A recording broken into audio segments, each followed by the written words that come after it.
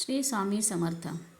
तर मी आज तुम्हाला बेसनचा झुणका कसा बनवायचा ते दाखवणार आहे। त्यासाठी मी कढईमध्ये 1 चमचा तेल घेतले, त्यामध्ये 1 चमचा मोहरी, 1 चमचा जिरं, बारीक ठेचलेला लसूण आणि मिरचीचा ठेचा हे मी मिक्स करून घेते।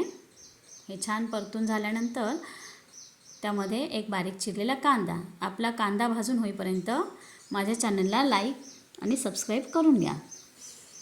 आता हा छान कांदा भाजला आहे। मी बेसन ओलं करून घेतलं आहे पाण्यामध्ये, कारण मला थोडासा ओलसर झुणका हवा होता। यामध्ये आता कांदा भाजून झाला आहे, त्यामध्ये 1 चमचा हिंग, त्यामध्ये आता हे आपण बेसन मिक्स केले। आता हे छान ढवळून होईपर्यंत व्हिडिओ शेअर करायला विसरू नका। हा झुणका मी खास नैवेद्यासाठी केला होता। आता त्यामध्ये मी 1 चमचा मीठ, वरतून थोडीशी कोथिंबीर। हा आपला छान झुणका तयार आहे। भाकरीसोबत, चपातीसोबत खूप छान लागतो। पण मी हा खास स्वामींच्या नैवेद्यासाठी केला होता, तीच रेसिपी तुम्हाला दाखवत आहे। पाहिल्याबद्दल धन्यवाद।